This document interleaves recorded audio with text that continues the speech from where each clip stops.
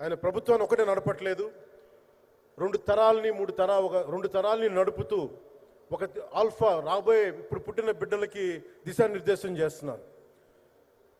అలాంటి మన ఆత్మనిర్భర్ భారత్ ఎవరి మీద ఆధారపడకుండా దేశం తలెత్తి చూసేలాగా మేము సేవకులం కాదు, మేము భాగస్వామ్యం వహిస్తాం. మేము దేశానికి, ప్రపంచానికి దిశానిర్దేశం చేస్తాం. భారత్ అగ్రగామి, అంతేగాని కూర్చోబెట్టి చేతులు మడుచుకొని మేము భయపడతా ఉండే దేశం కాదు. తలెత్తుకొని పొగరగా ఒక దేశపు జెండా ఎంత పొగరుగా ఉంటుందో అంత పొగరుతోటి భారతదేశాన్ని ప్రపంచ పటంలో నిలబెట్టిన మోదీ గారు మనకి ఈ రోజున ఈ కార్యక్రమానికి విచ్చేసి, ప్రత్యేకించి మొన్న గూగుల్ వచ్చింది, అలాగే ఈ రోజున ముఖ్యంగా దాదాపు 13,000 కోట్ల పైచిలుకుతోటి ఈ రోజున మనకి పెట్టుబడులు వస్తూ ఉన్నాయి. దాంట్లో ప్రత్యేకించి ఉరవకంలో 4,000 కోట్ల రూపాయలు పెట్టుబడి మనకి. ప్రత్యేకించి ఈ రోజున మనకి జిఎస్టి పన్నులు ఎప్పుడు పెరగడమే తప్ప ఇప్పుడు తగ్గవు.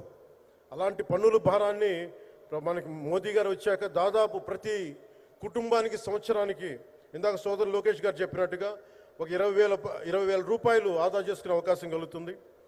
ఇది జిఎస్టిలో విద్య కానీ వైద్యం ఖర్చులకు భారం నుంచి సామాన్యులకు ఉపశమనం కలిగిస్తుంది.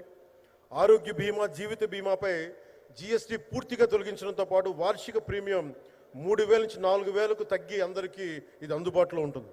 అలాగే విద్యార్థులకు కావచ్చు, ఇలాంటి ప్రతి ఒక్కరికి కూడా అన్ని రంగాల వాళ్ళకి ప్రత్యేకించి మనకి జిఎస్టి వల్ల లాభాలని అందరికి అందించేలా ముందుకు తీసుకెళ్తే ప్రతి ఒక్కరికి, గౌరవ ప్రధానమంత్రి గారికి, దీనికి సహకరించిన గౌరవ ముఖ్యమంత్రి శ్రీ నారా చంద్రబాబు నాయుడు గారికి, ప్రతి ఒక్కరికి నా హృదయపూర్వక ధన్యవాదాలు తెలుపుకుంటూ, ప్రధానమంత్రి గారికి ఇంకొకసారి ప్రత్యేక ధన్యవాదాలు తెలుపుకుంటూ, మేమందరం ఈ కూటమి ఒక 15 ఏళ్ళకి తక్కువ కాకుండా బలంగా ఉండాలి. మనందరం